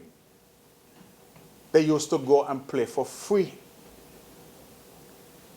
You have people in Nevis, if you ask them to come and strum the guitar, they say, who's going to pay me for that? But they don't have any following. So you're trying to say to them, listen, this is an opportunity to build yourself as well. Culture Armor is a big stage which allows the bands, they allow the musicians, they allow the Kaisonians, they allow everybody an opportunity to build yourself on a big stage so that you then start to get the calls now from Montserrat and from Antigua and from Dominica. Creole Festival is coming. Reggae Sumfest is coming. We want you. But I find that we have a difficulty sometimes where our people are not prepared to invest in themselves. That is somebody else's job. And that example of Born in Flames is a good example. Born in Flames created a following. They went jump and they played. People came. People started to like their music. And then from that, they got fans. So when Born in Flames go on the road, they have people behind them. They have people following them. And I want our creatives, because it's not really about Odyssey, I'm widening it to our creatives to understand that you have to work at your craft so that ultimately you have a product that people want and that people are prepared to pay for. I hear some people say, oh, well, when you all bring Kess, or you all bring Marshall, or you all bring Vibes Cartel, you all pay them all this money. You know why? They're going to fill the stadium. That's why. They're going to fill the stadium. Because they have invested and honed their craft to a point where they have a product that people want. When you look at the crowds that you had Vibes Cartel and sing this and you saw the size of the crowds. Yes, there was controversy about how much money they paid him. But look at the people that came from all across the Caribbean and all across the world. I met people from England who say they come to see Vibes. So, whatever we may all want to say, at the end of the day, we have to stop making this argument that simply because I'm from Nevis, I should get whatever I want. Not because I'm in demand. Not because I have a product that's so great that everybody wants it. Simply because I'm from Nevis, I should demand and get whatever I want. And if I don't get whatever I want, then the government is being disrespectful and I'm going to take up my bat and go home. I am still hopeful that the members of Odyssey will come back in the dance. Bring back the bat and wait for the next turn to bat. Come back. Because culture is us. People used to go around with, what they call it, string band and all kind of thing. Sometimes them fellas, it's not even about the money. And I'm not, please understand me, Ms. Thompson standing here saying that people must work for free. That's not what I'm suggesting. But the motivation for us in terms of culture cannot be that it's just about the money. And if I don't get the money that I want and the time that I want it, if I don't get exactly what I want, I'm not participating. Our culture and our preservation has to be a bit more than that. Because culture, as I understand it, is really intended to preserve, promote, and ensure that the culture of Nevis survives well into the future so that your grandchildren, Ms. Thompson, can benefit from Culture Armor. That really is the intention. And we've gone now 51 years. 51 years this year. So it means that the founders and the people who have been involved over all these years, Mr. Suti Byron is the patron this year. Suti has been a stalwart in culture. People like those, it means that their vision and their effort and their work has borne fruit so far. So what we're going to do now, kill it over money? I didn't get enough money, or I didn't get the money the time when I said I should get the money. Because that's what, to me, it's coming down to. And then you're wrapping that now in some argument about people disrespecting. It's not no disrespect. Not any disrespect. It's really just an effort to say, come.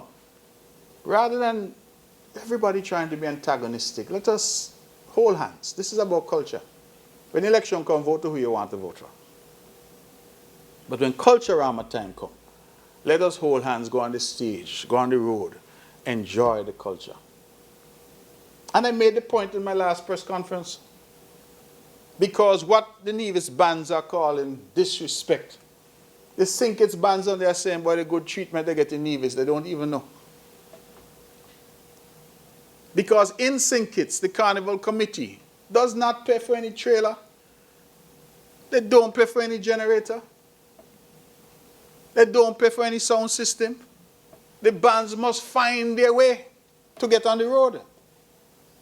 Up here, we pay for trailer, tractor, generator, sound system, driver for the tractor. We find the lumber to build up the trailer. We get a carpenter to build the lumber.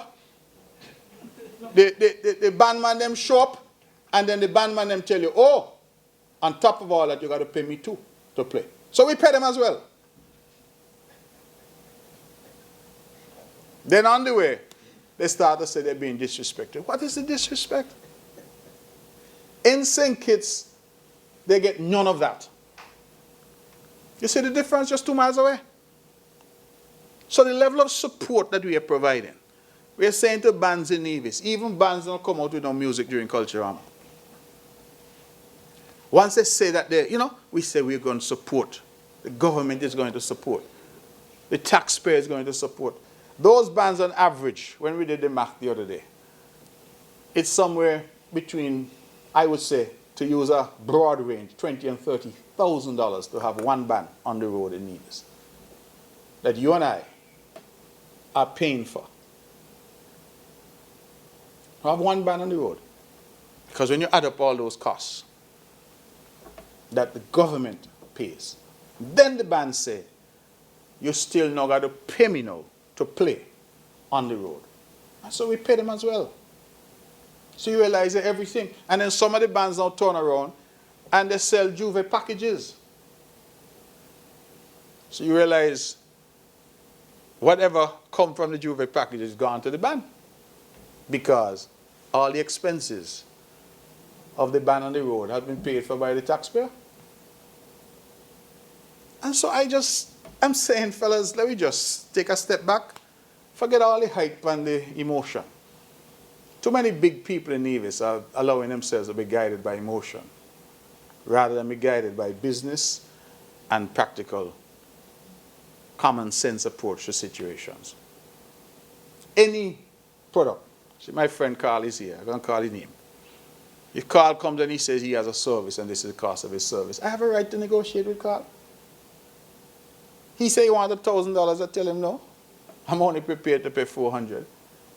Is he going to throw a tantrum, slam the door and walk out, say you're disrespecting me? I mean, it's business. At the end of the day, you come in and you negotiate in good faith. You may get some of what you want. You may not get some of what you want.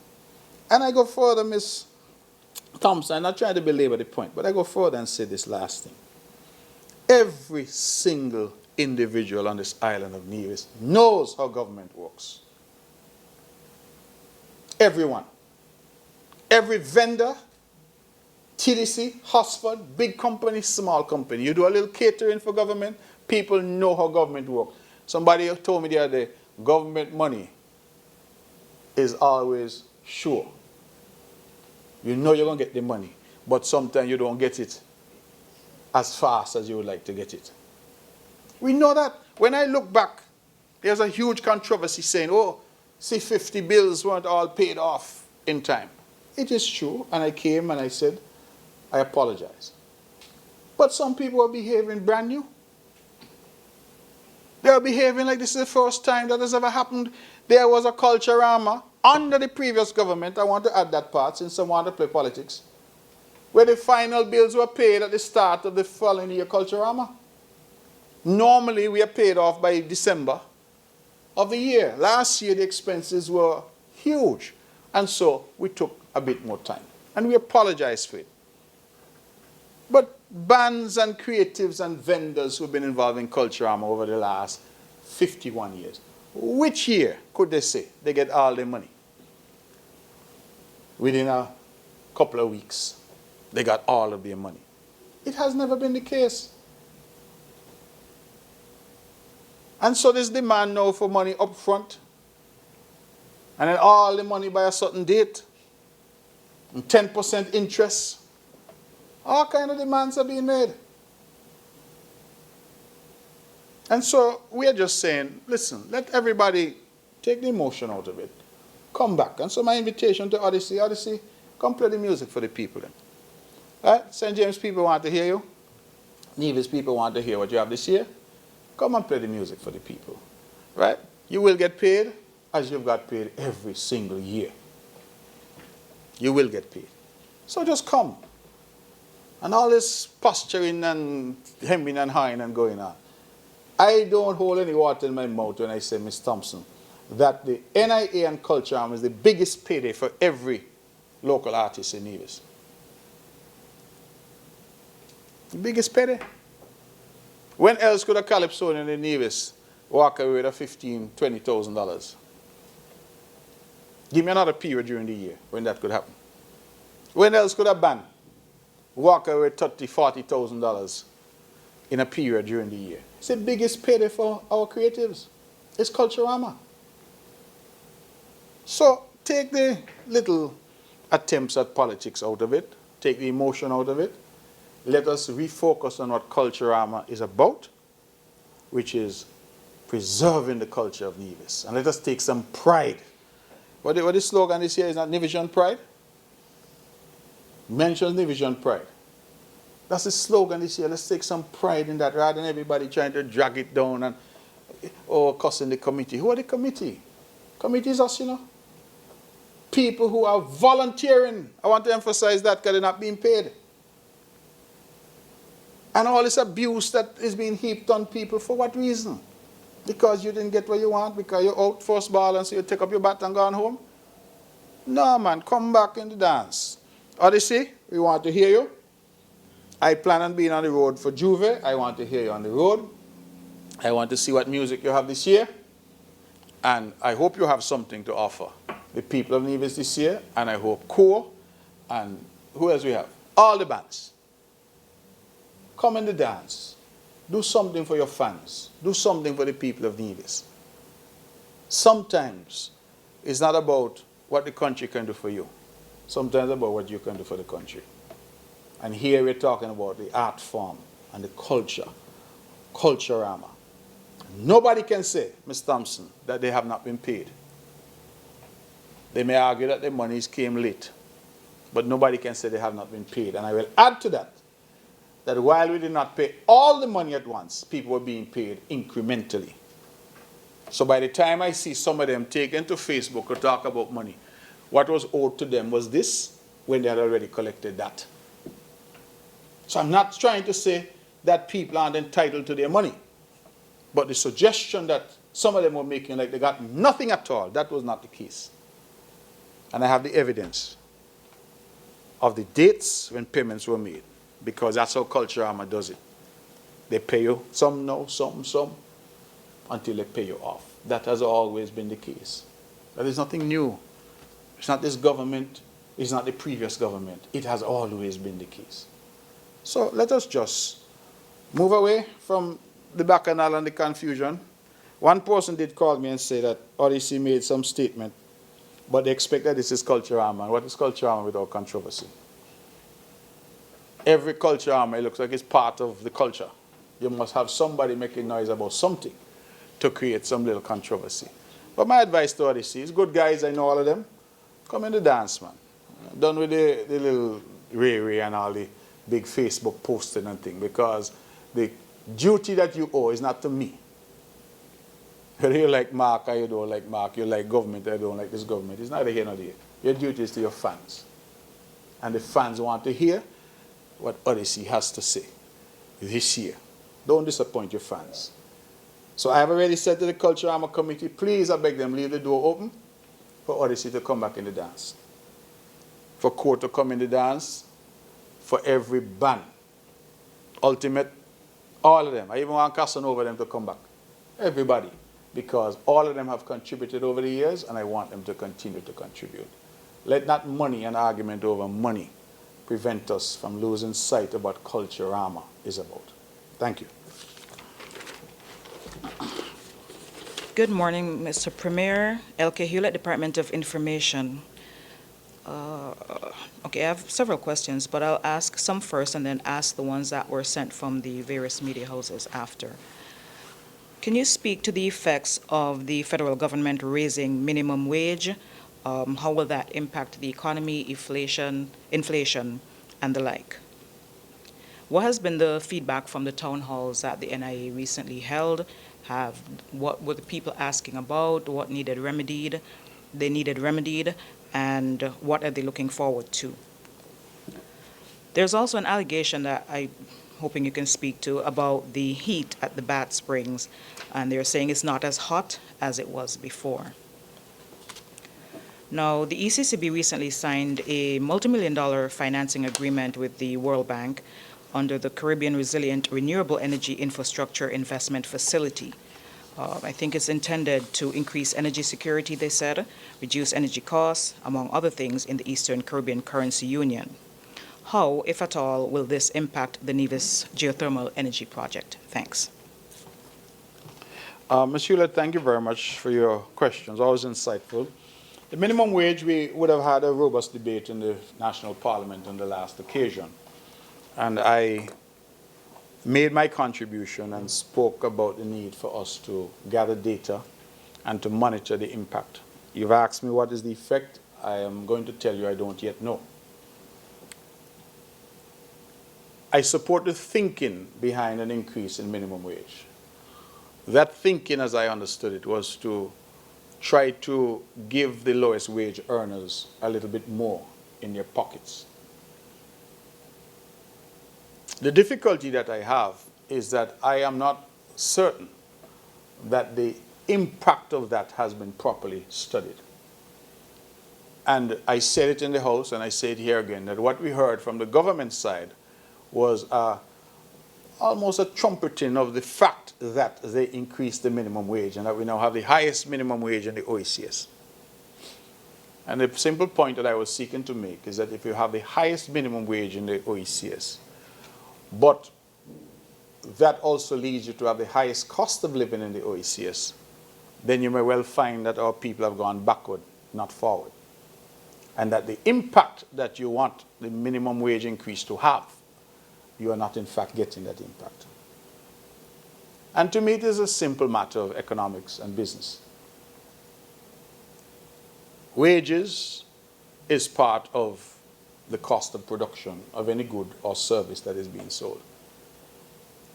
And if it is that I am selling bread, I own a bakery, and I am paying my staff X, and the government now tells me that I must pay them X plus. The government says that the reason for that is to get more money into the hands of these workers. But what am I likely to do as the bakery owner? I'm likely to say one of a number of responses. You're making more money now, so you have to work harder and produce more, which may not contribute to the quality of life of that worker. You're making more money now, so I have to lay off one or two of you to control my cost of labor. Or alternatively, I was thinking about bringing on one or two extra workers. I can't bother with that right now. One other option, my cost of labor is now higher. I therefore have to increase the price of bread. And here was my concern, is that when the bakery increased the price of bread, Rams increased the price of goods in their supermarket, Value Mart do the same, Best Buy does the same. The lawyer charge a bit more for the lawyer letter. The doctor charge a bit more for his or her visit. You realize now that that increase intended to benefit a group of people that everybody out there now responds by raising prices. And so that same man that you say you were trying to help, That same single mother you're trying to help now has to pay more to take the child to the doctor. They now have to pay more to go and buy food. And you ask the question, therefore, are they really better off? So it cannot be an exercise simply in semantics, where we simply announce that we now have the highest minimum wage, and we pat ourselves on the back and say that's an accomplishment.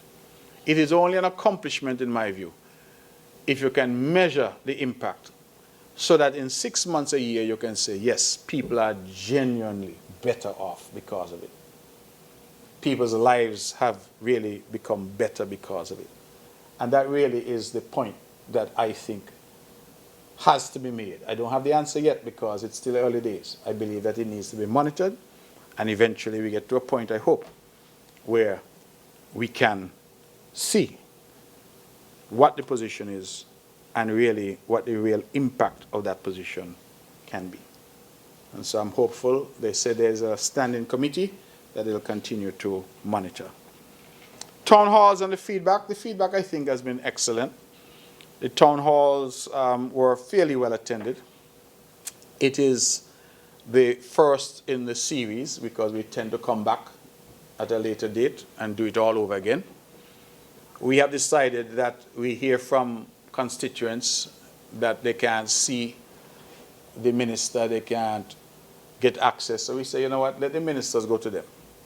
Let us go out into the communities. So instead of having to dress and pay bus to come town, put on your shoes and walk up the street to the community center. And let us engage in the communities. It is part and parcel of why I'm here today.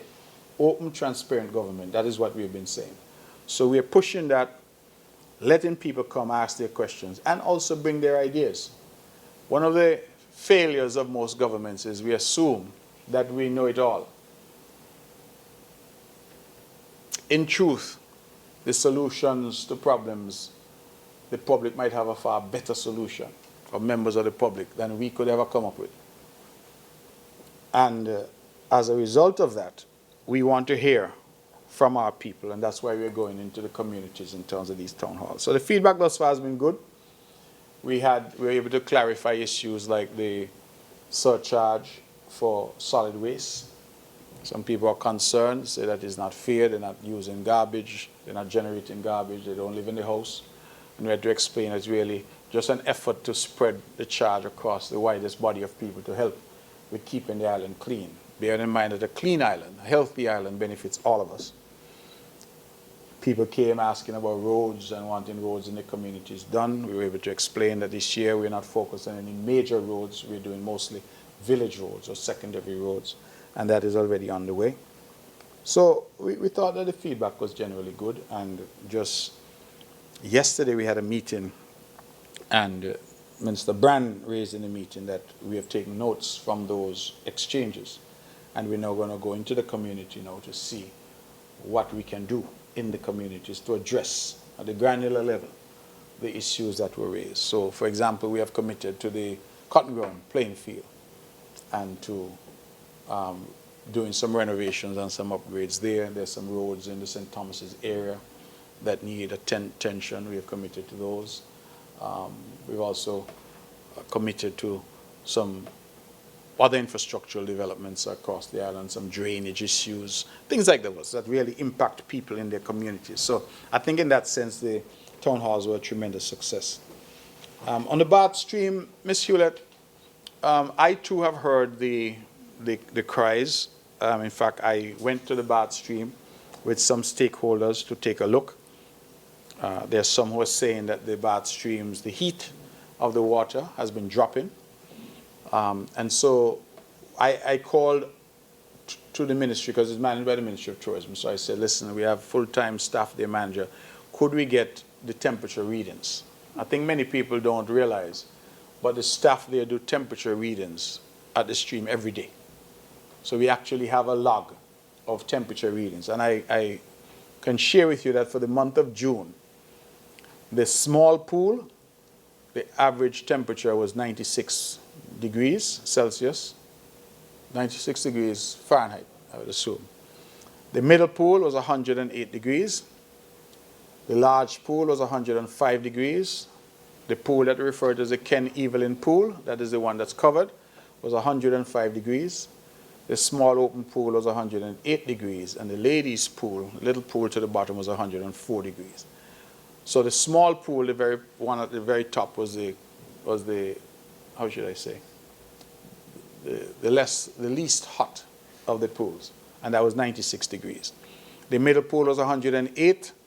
The covered pool, the Ken Evelyn pool, it was 105, and then the small open pool was 108, and the pool below was 104. Then for the month of July, the small pool again was 95 degrees on average. The middle pool was 112 degrees on average, so it was 4 degrees hotter. The large pool was 107 degrees on average.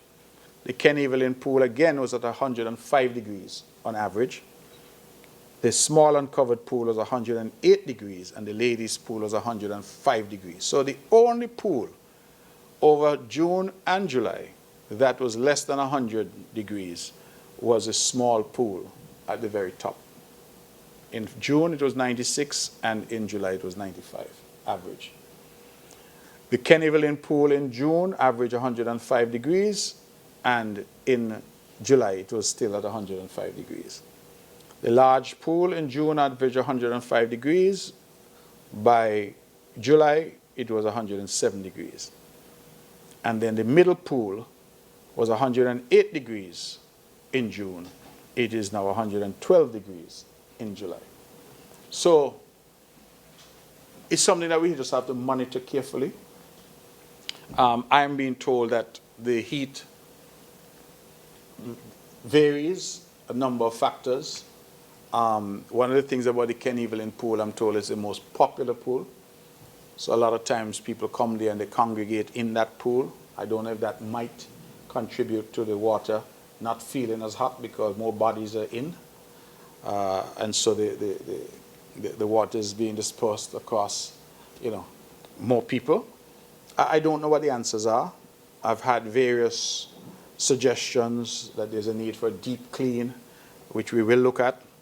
But based on what I'm seeing here, the temperatures have really been fairly consistent, certainly over the last 2 months of readings. And I'm more than prepared, members of the press, if you want to see the logs, that you can come and see the logs, which go back weeks and months, even years, to determine whether or not what people are saying is in fact the case.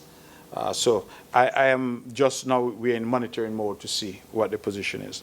ECCB World Bank, I was privileged to meet with the World Bank when they're here. They are looking at some of the Windward Islands. St. Kitts Nevis is not initially involved in that project. The project is really, I think, for St. Vincent, St. Lucia, and Dominica. But they did leave the door open for St. Kitts Nevis to get involved. And they came to Nevis to meet because the geothermal project has become the cornerstone of sustainability for the Federation. So all the talk, all the engagement is really surrounding geothermal. So that's why they came, and that's why we had that conversation. And I do think it can bring some benefits to not just geothermal, but renewable energy projects here in St. Kitts and Nevis. Anything further for me? Elke Hewlett, Department of Information again. These questions are from Andre Huey at SKN Newsline. He asks, can you provide an update on the progress of the structural changes planned for the new hospital wing? Given the current state of the project, would you agree that significant and costly errors were made in the procurement of the hospital wing's designer and in the overall project management? In line with the government's commitment to good governance, will any individuals or entities be held accountable for the delays and cost overruns associated with the project? What key lessons have been learned from the situation, and how will they be applied to prevent similar issues in future government-led projects? And again, those are from Andre Huey at SKN Newsline. I wanted to ask about the fair share report situation. Did the World Bank consult with the NIA to do this report? Because basically you said that you don't know where some of the Nevis Island administration doesn't know where they got some of the figures from. So if you could just shed some light on that, thanks. Thank you very much. Mr. Huey's questions update on structural changes to the hospital wing. I don't know what structural changes Mr. Huey is talking about. We have explained that the structure, the external shell for that building is already complete. Mr. Huey is free to come over and have a tour of it if he likes. What we were concerned about was the internal configuration. That too has been completed. The last phase of it now was really implementation and costing. That's what we've been looking at. So I'm not quite sure what he's talking about when he says structural changes to the hospital wing. He also went on to talk about costly mistakes based on the question. Again, I don't know what Mr. Hugh is talking about. When we have the final analysis done, which as I indicated, we hope to have it in another week, we will then be able to come to the people of Nevis and tell them exactly what we intend to do about delivering a first-class facility for them. Will anyone be held accountable? We are always being held accountable, Mr. Huey. The reality is that some projects have difficulties. Other projects do not have the same difficulties. But I think this is a government that has delivered. When you look at the Mondo track, you look at the water taxi facility, you look at our roads, you look at the housing revolution you've seen here, you look at the Newcastle police station, you look at our schools, school kitchens, you look at the various investments that we would have made over time, our CCTV rollout, our CCTV center. All of these are projects that we would have undertaken. Some had difficulties, but we were able to overcome those difficulties. The ultimate question of projects, their relevance, their viability, comes down to the people of Nevis. And I tell people all the time that there's one thing to talk and talk and talk. There's one thing to cast all kinds of aspersions. But at the end of the day, the people of Nevis have voted time and time again. This project for this hospital started in earnest in early 2018. We went to the polls in 2020. We went back to the polls twice in 2022. And this project was the talk. That's all they talked about. What were the results?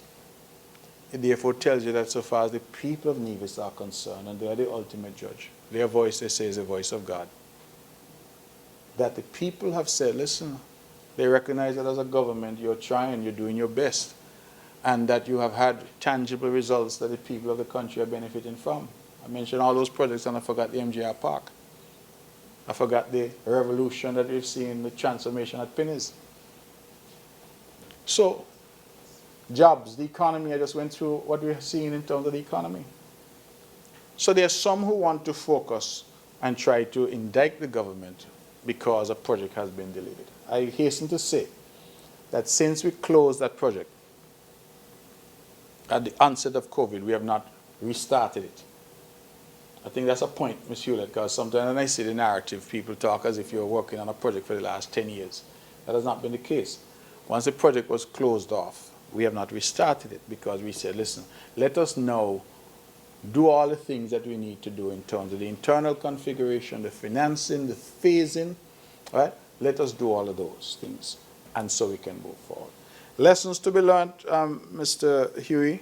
There are always lessons to be learned, and I think that one of the things, of course, in terms of when this project was conceptualized and conceived, it perhaps could have benefited if we had access to expertise from abroad. Our government's position has been, and it will continue to be, that we will use locals and local professionals at every chance and give them every opportunity. And that has been our position. We could perhaps have had that tempered with some expertise from overseas in relation to the specifics of hospital construction. But that is not to suggest that this project is now beyond us or beyond our ability to deliver. And we intend to finish this project and to deliver, as I said, a first-rate hospital to the people of Nevis. That is our commitment, and we have not seen any reason why we should not be able to deliver on that commitment. I hasten to say, every time I speak about this, that the quality of healthcare has not suffered. In fact, the quality of healthcare in Nevis has got better because we've continued to invest in equipment and personnel. So, nobody in Nevis can say that because you have not finished this wing, let me emphasize wing, because the existing hospital is in full operation, because you have not finished the addition to your house, that the house you currently have is leaking and cannot be occupied and cannot provide shelter to you, because the hospital that we have is functioning at the best and most optimal that it has ever functioned. The professionals that we have there, an island that has moved from having one doctor or no doctors to so many different specialities employed to us. 3 surgeons at our hospital for the first time in history, internists, radiologists, obstetrics and gynecology, being offered even in the district now. You know, if you're pregnant, Nevis is the best place to get pregnant. You're pregnant in Nevis, now you get care in our health centers in the district. You don't have to come down. We have obstetrics and gynecology available to you on the district. We have made some tremendous strides. CT scan, mammogram, none of those things were available before. So while I understand some, for their own reasons, are fixating on a building, our objective has been to ensure that we continue to deliver top quality health care to the people of Nevis. And I know people of Nevis sometimes say that they have to go to St. Kitts for this or they have to go to St. Kitts for that, and that is true. It's one country. If you're in Gingerland and you have to come town for something, you ought not to complain about that. But I will also say that many in St. Kitts are coming to Nevis as well to get care. When I go to the hospital and I don't recognize some people who are there and I ask them where they're from St. Kitts, and they've come over for surgery, they've come over for care. So the country is cooperating and working as it should, and people are seeking out expertise where they can find it. Most of the prostate screening and follow-ups and surgeries, if necessary, are being done in Nevis. We just had spinal surgery done right here at the Alexandra Hospital. So there's a lot going on. I wouldn't even bother to get into our eye care program, which is second to none, and which even me as Premier, I can't get a booking to go and check my eyes. So that tells you how in demand they are. Fair share report, no consultation with the NIA. I can confirm that, and this is what has led us, I think, to questioning some of the numbers, because our people are not consulted, which again begs the question, if you're trying to do something to solve a problem, why not engage and consult? Because our people in the Ministry of Finance, all they made reference to in the report were budget numbers that they claim came from the budget. And I say they claim because we're having a difficulty reconciling the numbers. But there was no consultation with the NIA on this process. And so that is definitely going to be one of the talking points as we engage with the national government, with the Prime Minister and his team. What I can say, though, Ms. Hewlett, is that we do see that there is some appetite at the national level to resolve this issue, and I will definitely try to have a resolution to it for the best interest of the people of Nevis, but also to remove that old issue of rancor between the two islands, that whole question of how resources are being shared. And I emphasize here, as I always say to my Kittitian friends, I'm not interested in your tax money. If the businessman in Kean is doing well and generating tax for the national government, for the government in St. Kitts, more power to him and more power to them. Just like I want the businessman in Jessops to generate some tax for the benefit of Nevis. What I'm interested in is non-tax revenue flowing into the country, like CBI, like grants and various types of programs like those. And I must say, I always try to give Jack his jacket, that since this Prime Minister has been there, he has really reached out in relation to some of that funding, for example, from the Taiwanese government, because that was funding that was being received even while I was sitting in cabinet and I wasn't aware of it. So the Prime Minister called me up and he said, are you aware of this? That is a new Prime Minister. And I said, no. And he said, well, going forward, you're going to get 25% of it. He didn't have to do it because, as I said, I was sitting in a cabinet. And the leader of that cabinet hid the fact that he was receiving this money from me. I don't know who else he hid it from, but he hid it from me. The new Prime Minister, who I'm not in a cabinet with, called me as Premier and extended the courtesy to the people of Nevis by saying, and that is why we could now here today talk about the broiler processing facility being built through funding from the Taiwanese. It is through that is happening. So we can't underestimate that, and I will never stand up here and not tell the truth in relation to such matters. So we are grateful for that as well. Any other questions for me? Okay, great. Thank you very much, ladies and gentlemen. God willing, I'll see you next month. Take good care and have a wonderful day.